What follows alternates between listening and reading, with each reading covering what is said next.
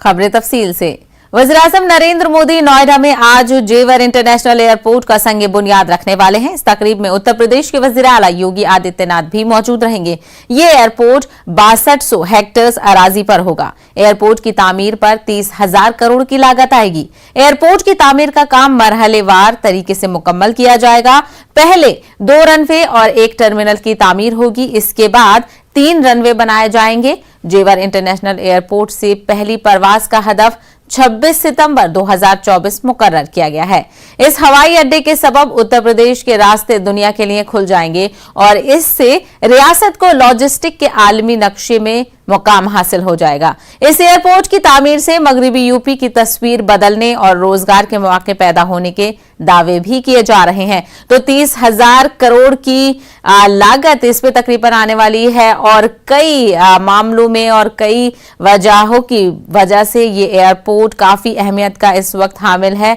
आपको बता दें कि उत्तर प्रदेश असेंबली इंतखाबात होने वाले हैं, उसके पेश नजर इस एयरपोर्ट के संग बुनियाद की जो टाइमिंग है वो बेहद अहम मानी जाती है।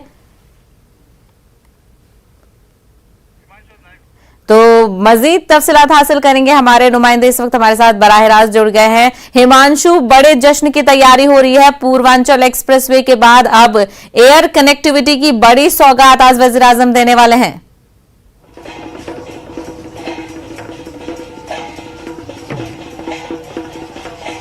जी बिल्कुल, जेवर जो है वो मील का पत्थर साबित होगा। 30,000 करोड़ की लागत से इसे तैयार किया जाएगा।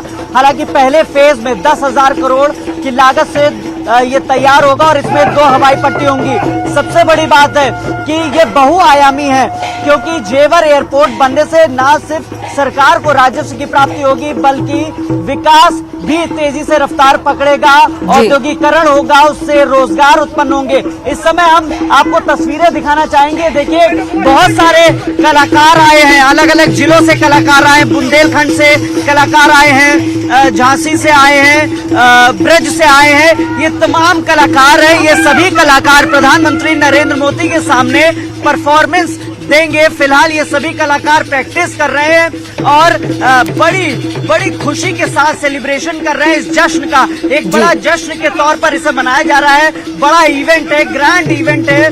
ऐसे में यहाँ पर तैयारी भी ग्रैंड है। मंच सज चुका है। अब इंतजार है प्रधानमंत्री नरेंद्र मोदी का और उत्तर प्रदेश के मुख्यमंत्री योगी आदित्यनाथ का। बताया जा रहा है प्रधानमंत्री करीब 1 बजे पहुंचेंगे यहाँ पे। फिलहाल आप तैयारी देखेंगे। दूसरी और दिखाना चाहेंगे, ये मयूर डांस है, ब्रज का सुप्रसिद्ध डांस फॉर्मेट है और ये सभी लोग जो है ये भी प्रैक्टिस कर रहे हैं। यहाँ पे प्रधानमंत्री के सामने ये लोग भी परफॉर्म करेंगे। ये तमाम लोग सब अलग अलग जिले से आए और वहाँ का जो सुप्रसिद्ध डांस है इसकी प्रैक्टिस कर रहे हैं और बेहद खुश हैं कि प्रधानमंत्री नरेंद्र मोदी के सामने ये लोग परफॉर्मेंस देंगे। सभी अपने छोटे छोटे जिलों से यहाँ पे पहुंचे हैं। परफॉर्मेंस को लेकर कलाकार आए हैं, तमाम जिलों से आए हैं उत्तर प्रदेश के और यहाँ पे प्रधानमंत्री करीब 1 बजे पहुंचेंगे। फिलहाल तैयारियां जोरों शोरों पर है। मंच सज चुका है। 12,000 स्क्वायर मीटर में करीब मंच बनाया गया है। मंच की ऊंचाई 12 फीट के करीब है। 20 टन फूल लगाए गए, मंच को सजाया गया है। एक बड़ी तैयारी की गई है। ग्रैंड इवेंट है, ग्रैंड सेलिब्रेशन है। जेवर मील का पत्थर साबित होगा। सबसे बड़ी बात है औद्योगिकरण जेवर के बाद से बढ़ गया है। MSME park, toy city park, इसके अलावा मेडिकल डिवाइस पार्क, ये तमाम जो है हब बनाए जा रहे हैं ताकि औद्योगिकरण हो। बिल्कुल, तो एयरपोर्ट खुलने के साथ साथ और कई डेवलपमेंट्स किए जाएंगे आसपास, क्योंकि ये एक बड़ी शुरुआत होगी। इसके बाद जो तरक्की की राह है वो कहीं ना कहीं गामजन होगी और बड़े मेगा इवेंट के तौर पर इसको देखा जा रहा है। जिस तरीके से हमारे नुमाइंदे ने भी तस्वीरें दिखाई, बड़ा जश्न का माहौल है। बस इंतजार है वज़ीर आज़म नरेंद्र मोदी और योगी आदित्यनाथ का, जब वो इसका संगे बुनियाद रखेंगे और फिर तैयारियां शुरू हो जाएंगी। हिमांशु, हमसे बात करने के लिए बेहद शुक्रिया। तो रुक करेंगे इस वक्त की बड़ी खबर का। जी हां, उत्तर प्रदेश से इस वक्त की बड़ी खबर आ रही है। रियासती वजीर रघुराज सिंह का मुतनाजा बयान सामने आया है। उन्होंने कहा, भगवान ने मौका दिया तो मुल्क के तमाम मदरसे बंद कर दूंगा। मदरसे से दहशतगर्दी के अड्डे बनते हैं, मदरसों में दहशतगर्दों को ट्रेनिंग दी जाती है। रघुराज तो इस वक्त का बेहद मुतनाजा और बड़ा बयान सामने आया है। रियासती वजीर रघुराज सिंह का मुतनाज़ा बयान सामने आया है। आपको बता दें, रघुराज सिंह ने कहा कि भगवान ने मौका दिया तो मुल्क के तमाम मदरसों को बंद कर दूंगा। बेहद बड़ा बयान उनकी तरफ से ये सामने आया है। उनका कहना है कि मदरसों से दहशतगर्दी की तरबियत दी जाती है और मदरसे दहशतगर्दी के अड्डे हैं।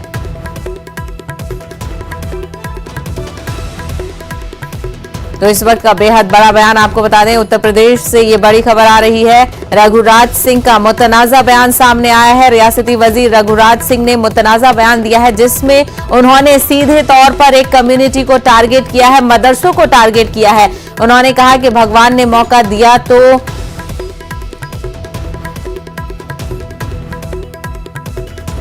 आपको बता दें कि उन्होंने कहा कि भगवान ने मौका दिया तो मुल्क के तमाम मदरसे बंद कर दूंगा। क्या था उनका बयान, आइए सुन लेते हैं। भगवान ने मुझे कभी मौका दिया तो पूरे देश के मदरसे बंद कर दूंगा। मदरसे जो हैं वह आतंकवादियों के अड्डे हैं, आतंकवादी की ट्रेनिंग दी जाती है, क्योंकि यहां से जो आदमी निकलता है जो मदरसे से, वह आतंकवादी बनता है, उनकी सोच आतंकवादी बनती है। इसलिए इस देश में हमें पूर्ण तरह से आतंकवाद खत्म करना है। आतंकवाद का मुंह कुचलना है सर्प की तरह, जैसे उसका फन कुचल दिया जाता है, वैसे ही आतंकवाद का भी फन हम लोग कुचलेंगे। भगवान इस लायक मौका दे मुझे कि सबसे पहले इस देश में मदरसे बंद हो जाएं, क्योंकि 250 मदरसे थे, आज 22,000 मदरसे उत्तर प्रदेश में स्थापित कर दिए और मदरसे में केवल आतंकवादी पैदा होते हैं। तो बेहद बड़ा बयान और मुतनाज़ा बयान ये सामने आया है। अफसोसनाक बात है कि एक लीडर की तरफ से इस तरीके का बयान दिया जाता है। मजीद तफसील हासिल करेंगे। हमारे नुमाइंदे तारिक कमर इस वक्त हमारे साथ जुड़ गए हैं। तारिक कमर, कब तक एक कम्युनिटी को टारगेट किया जाएगा और ऐसा बयान के उनको मौका मिले तो सारे मदरसे बंद कर देंगे? देखिए ज़रा, आपने देखा किस अंदाज की जबान इस्तेमाल की जा रही है। एक जिम्मेदार शख्स कैसे दस्तूर की धज्जियां उड़ा रहा है जी। और कौन सी लैंग्वेज इस्तेमाल की जा रही है। और देखिए, अफसोसनाक बयान है और जाहिर है कि रघुराज का जहां तक मामला है तो इन्होंने पहले भी, आपको याद होगा, एनआरसी और सीए के जब एहतजाज चल रहे थे उस वक्त भी कहा था कि इन एहतजाजियों को मैं जिंदा दफन कर दूंगा। तो देखिए, ये इलेक्शन का दौर है और ऐसे लीडरों से क्या तवक्को कर सकता है ये मुआशरा, ये समाज। हालांकि देखिए, आवाजें उठनी शुरू हो गई हैं। हमारे पास अभी मुस्लिम लीग के एक लीडर का फोन आया था, उन्होंने कहा कि हम हुकूमत से मुतालबा कर रहे हैं कि इनको बर्खास्त किया जाना चाहिए, इनकी मेंबरशिप रुकनियत खत्म की जानी चाहिए। ऐसे लोगों की जो मुआशरे को तफरीक कर रहे हैं, मुआशरे में बांटना चाहते हैं अपने बयानात के सबब। लेकिन देखिए, साथ ही लोग ये भी मानते हैं कि ऐसे लोगों के खिलाफ हुकूमत कोई कार्रवाई नहीं कर पाती है। और तारिक कमर, बिल्कुल जिस तरीके से इस तरीके के बयान लगातार मुख्तलिफ लीडरों के सामने से तरफ से दिए जाते हैं, तो कहीं ना कहीं उनको जो पुश मिल रहा है उसको लेकर भी सवाल खड़ा हो जाता है, क्योंकि इस तरीके के बयान लगातार देखे जा रहे हैं। बहुत अहम सवाल है शहबा ये आपका। देखिए, जब तक पुष्टपनाही नहीं होगी, जब तक हुकूमत की सपोर्ट नहीं होगी, हिमायत हासिल नहीं होगी, तब तक कोई इतने बड़े और मतलब इतने नाजेबा कलमात अदा नहीं करेगा। क्योंकि देखिए, ये मामला आईन और दस्तूर का है। आप एक पूरे जमहूर की नुमाइंदगी करते हैं आप, और आपको चाहिए कि तमाम मज़ाहिब को यकसा नजर से देखें। लेकिन इस अंदाज के बयानात, बार बार बयानात देना, ये कहीं ना कहीं बता रहा है कि ये एक सोची समझी मुनज़्ज़म साजिश है और कहीं ना कहीं इलेक्शन का शाखसाना है। इलेक्शन को ऐसे लीडर उन्हीं कदरों की तरफ ले जाना चाहते हैं जहां समाज की तफरीक के साथ साथ वोट बैंक की तफरीक हो और फिर इक़्तिदार के रास्ते हमवार हो। लेकिन देखिए, यहाँ पर ये बात भी बहुत अहम है शहबा कि अब आवाम समझने लगे हैं, तमाम लोग ये जानने लगे हैं कि इस अंदाज के बयानात से मकसद क्या होते हैं, इन बयानात से क्या नुकसान होता है, समाज में कितना बिखराव आता है, कितने मजहबी फासले पैदा होते हैं। तो देखिए, इन बयानात की अवामी सतह पर न कोई पजीराई होती है, न कोई कदर कीमत। ताहम इतना जरूर किया जाना चाहिए कि ऐसे लीडरों के खिलाफ हुकूमत को एक्शन लेना चाहिए, जिससे बिल्कुल हुकूमत की इमेज भी खराब ना हो। बिल्कुल, उत्तर प्रदेश में जिस तरीके के वाकयात देखे जा रहे हैं, जिस तरीके से कम्युनिटी को बांटने की कोशिश की जा रही है, वहीं तारिक कमर इस तरीके के बयानों से यकीनन जो कम्युनिटी को टारगेट किया जा रहा है, बहुत अफसोस वो कहीं ना कहीं इसको लेकर महसूस करेंगे। जाहिर है कि देखिए, जो बयानात आए हैं गुज़िश्ता दिनों और जो अब आ रहे हैं, तो उसको तो लोग सिर्फ इलेक्शन से जोड़कर ही देख रहे हैं। इस वक्त मदरसे के ऊपर बयान देने का कोई मकसद नहीं था। ये बेसबब और बेवक्त दिया गया बयान है, गैर ज़रूरी बयान है। और इसका सीधा जो लोग मतलब निकाल रहे हैं वो यही है कि बीजेपी के लीडर, बीजेपी की जमात उन तमाम कदरों की तरफ लौट रही है जो कि साबिका अहद में रही है। तो देखिए कहीं ना कहीं ऐसे लीडर हुकूमत को बदनाम कर रहे हैं, पार्टी को बदनाम कर रहे हैं, जो अच्छे कदम उठाए जा रहे हैं वजीर आला की जानिब से, वजीर आजम की जानिब से, उनको बदनाम कर रहे हैं ऐसे लीडर। तो हुकूमत की जिम्मेदारी है कि ऐसे लीडरों के खिलाफ सख्त एक्शन ले, सख्त कार्रवाई करे। बिल्कुल तारिक कमर, जिस इस तरीके के बयानों से बेहद तकलीफ लोगों को पहुंचती है, वहीं कुछ ऐसे शरपसंद अनासिर भी एक्टिव हो जाते हैं जो इन बयानों के आड़ में फायदा उठाते हैं। तारिक कमर, हमसे बात करने के लिए बेहद शुक्रिया। तो बेहद अफसोसनाक बयान ये सामने आया है। रघुराज सिंह ने मदरसों को लेकर मुतनाज़ा बयान दिया है। उन्होंने कहा कि मदरसे बंद कर दूंगा, उनको मौका दिया गया और मदरसों में दहशतगर्दी की ट्रेनिंग दी जाती है। आगे बढ़ेंगे और अब बात करेंगे त्रिपुरा की। तो त्रिपुरा में बल्दियाती इंतखाबात के तहत वोटिंग का अमल जारी है। अगरतला म्युनिसिपल कॉर्पोरेशन समेत त्रिपुरा शहर में बल्दियाती इदारों की 222 सीटों के लिए सख्त सिक्योरिटी के दरमियान वोटिंग हो रही है। इन सीटों पर कुल 785 उम्मीदवार मैदान में हैं, जिनकी किस्मत का फैसला वोटर करेंगे। कुल 644 पोलिंग मराकज कायम किए गए हैं। वोटर बड़ी तादाद में पोलिंग मराकज का रुख कर रहे हैं। अभी तक किसी जगह से किसी नाखुशगवार वाकये की इत्तला नहीं आई है। इसी हवाले से मजीद तफसील हासिल करेंगे। हमारे नुमाइंदे काजल इस वक्त हमारे साथ अगरतला से जुड़ गए हैं। काजल, क्या कुछ सरगर्मियां इस वक्त देखी जा रही हैं? कितना परसेंटेज पोलिंग अभी हुआ? देखिए, अगरतला में आज सुबह 7 बजे से ही पोलिंग हो रहा है। बहुत सारे आदमी निकल के आ रहा है। इसमें ज्यादातर महिलाएं आ रहा है वोट देने के लिए। जितना भी पोलिंग बूथ है वहाँ पे महिला का ज्यादा भीड़ दिखाई दे रहा है। और अभी तक फिलहाल अगरतला में ऐसा कोई घटना हुआ नहीं है। अभी तक शांतिपूर्ण है। कल एक सुप्रीम कोर्ट का एक वर्डिक्ट आया था, उसमें पूरा स्ट्रिक्टली बोला गया था त्रिपुरा प्रशासन, पुलिस प्रशासन को, जो जिस तरह से पीस शांतिपूर्ण मतदान हो इसको ख्याल रखे। इस हिसाब से बहुत पुलिस भी डिप्लॉय किया गया है। सिक्योरिटी का इंतजाम बहुत पक्का है। और अभी टोटल अगरतला म्युनिसिपल कॉर्पोरेशन में 3,41,293 लोगों का वोट दान करना है। उसमें अभी तक शायद 30-35% वोट हो गया होगा, क्योंकि वोट केंद्र में बहुत सारे भीड़ दिखाई दे रहा है। जी।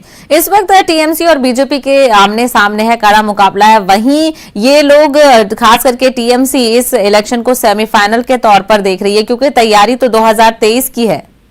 जी, टीएमसी का जिस तरह का यहाँ पे प्रचार दिखने को मिला है पिछले एक महीना में, जितना भी है सिर्फ ममता बंदोपाध्याय छोड़ के वेस्ट बंगाल से सभी बड़े लीडर अगरतला में आया है, उन लोगों का प्रचार किया है और जिस तरह का प्रतिश्रुति दिया है, जैसे वेस्ट बंगाल में उन लोगों का जितना सारा प्रकल्प चल रहा है सभी देने का यहाँ पे दावा किए हैं। जो त्रिपुरा में अगर उन लोग विधानसभा में आते हैं तो बहुत सारे ऐसा प्रकल्प देंगे जो, और इसको बहुत अपडेट करें। बहुत सारे प्रतिश्रुति है। अभी देखिए यहाँ पे जिस तरह का अभी प्रतिद्वंदिता चल रहा है उसमें टीएमसी और बीजेपी बहुत सारे सीट में कॉन्टेस्ट हड्डा-हड्डी, मतलब बहुत टफ कॉन्टेस्ट होगा। जी, चलिए, तो इस पर लगातार नजर बनी रहेगी। वोटिंग का अमल जारी है, क्योंकि यही डर था कि कहीं पर कुछ वायलेंस ना हो। हालांकि अभी तक सब कुछ इत्मीनान से जारी है। आगे देखना ये होगा कि क्या कुछ इसमें वोटिंग किस तरीके से चलती है। काजल, हमसे बात करने के लिए बेहद शुक्रिया। धन्यवाद। कोरोना वबा के दौरान बाहमी इमदाद और इंहिसार का जज्बा मुस्तहकम हुआ है। मुल्क इस वबा से मुत्तहिद होकर मुकाबला कर रहा है। टीकाकारी के ऐलान के बाद हम बेहतर ताउन करें, जिससे हम कोरोना को मात देने की जानिब कदम बढ़ा सकें। नेटवर्क 18 इस मुहिम में हर कदम पर आपके साथ रहेगा। जब तक सभी महफूज नहीं, तब तक कोई महफूज नहीं होगा। इसी सोच की बुनियाद पर हमारी मुहिम संजीवनी का मकसद ये यकीनी बनाना है कि वैक्सीन पाना सभी हिंदुस्तानियों का हक है।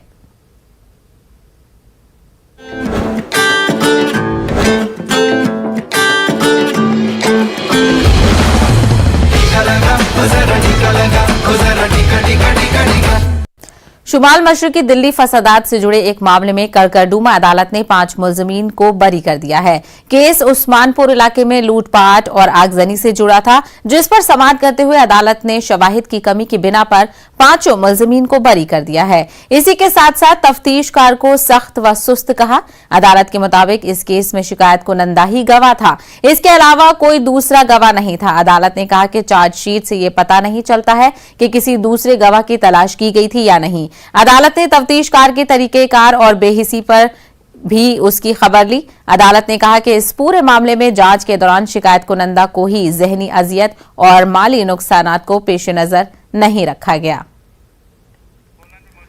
इसी मामले पर मजीद बातचीत करेंगे हमारे नुमाइंदे सुशील पांडे इस वक्त जुड़ गए हैं। सुशील पांडे, करकरडूमा अदालत में लगातार कई बार फेयर ट्रायल के नतीजे में और अब 5 मुलजमीन को बरी कर दिया गया है।